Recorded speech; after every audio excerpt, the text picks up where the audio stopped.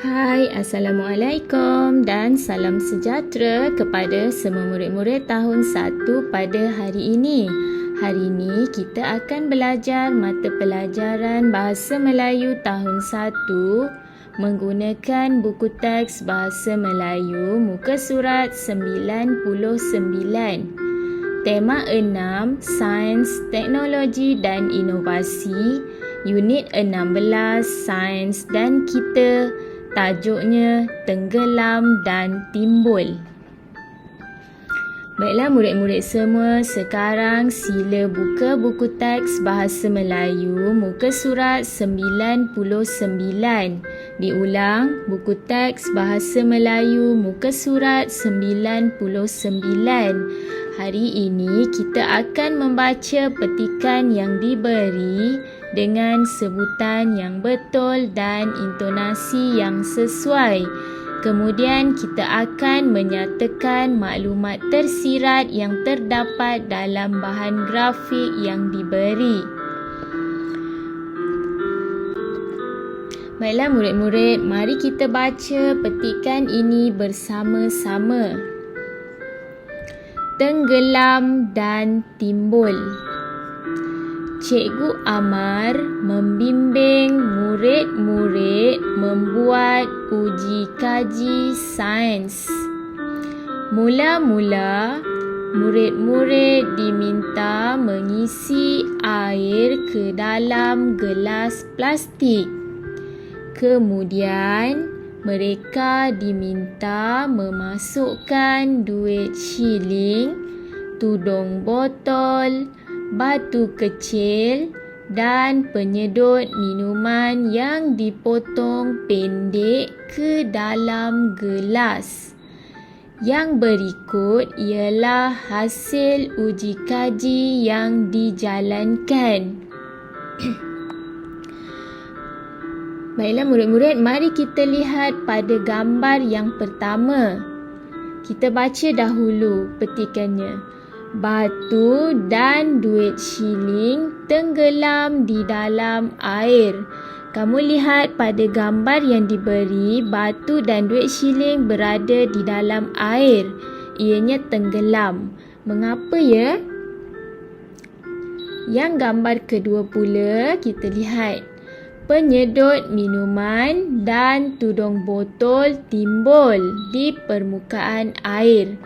Apabila kita perhatikan gambar, penyedut minuman dan tudung botol berada di atas air. Bermaksud ianya timbul. Mengapa ya? Baiklah, mari kita lihat. Jika duit shilling dan batu berada di dalam air kerana ianya lebih berat, manakala penyedut minuman dan tudung botol berada di permukaan air kerana ianya lebih ringan. Jadi, mari kita baca. Berdasarkan uji kaji ini, objek yang berat akan tenggelam di dalam air. Objek yang ringan pula akan timbul di permukaan air. Jadi, cikgu harap kamu boleh faham mengapa duit shilling dan batu berada di dalam air, manakala tudung botol dan penyedut minuman berada di permukaan air. Selepas ini, kamu juga boleh membuat eksperimen ini di rumah. Lihat betul atau tidak apa yang berlaku di dalam buku teks muka surat 99 ini. Sekarang tibalah masanya untuk kita membuka buku aktiviti Bahasa Melayu Jilid 2. Diharap semua telah pun bersedia dengan buku aktiviti Jilid 2 masing-masing. Baiklah murid-murid semua, sekarang sila buka buku aktiviti Bahasa Melayu Jilid 2 muka surat 24. Kita akan meneliti gambar yang diberi. Kemudian kita akan membaca teks dengan sebutan yang betul dan lancar dan kita akan melengkapkan ayat berdasarkan gambar rajah yang diberi. Baiklah murid-murid, mari kita lihat. Kita baca dahulu arahannya. Baca teks. Kemudian lengkapkan jadual. Kita lihat pada gambar yang pertama. Di sini ada dinyatakan benda hidup. Manakala benda hidup, kamu lihat apa yang berlaku. Ya, benda hidup memerlukan air. Jika manusia memerlukan air dan makanan. Jika pokok memerlukan baja, itu adalah makanan untuk pokok. Haiwan seperti lembu pula memerlukan rumput. Ini adalah makanannya. Kita lihat pada gambar yang kedua. Benda bukan hidup.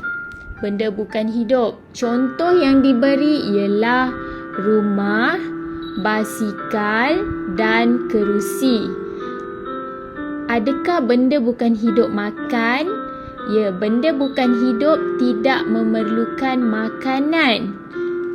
Baiklah, mari kita baca petikannya. Dan kemudian kita akan lengkapkan berdasarkan gambar rajah yang diberi.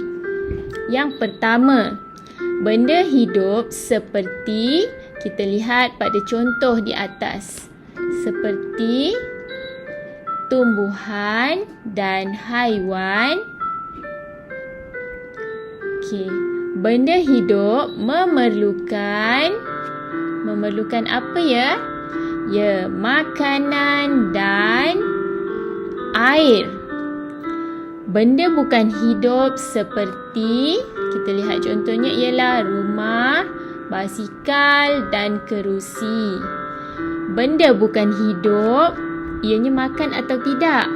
Ya, tidak makan dan tidak minum. Mari kita ulang baca semula ayat tersebut. Benda hidup seperti tumbuhan dan haiwan. Benda hidup memerlukan makanan dan air. Benda bukan hidup seperti rumah, basikal dan kerusi.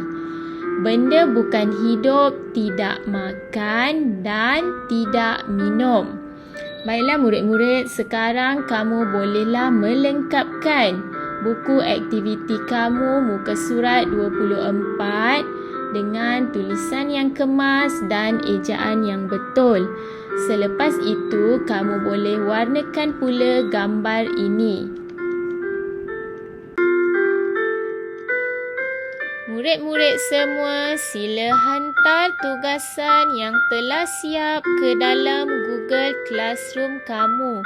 Tugasan kamu hendaklah ditanda dengan mark S dan atau hand in. Jumpa lagi dalam sesi pembelajaran yang akan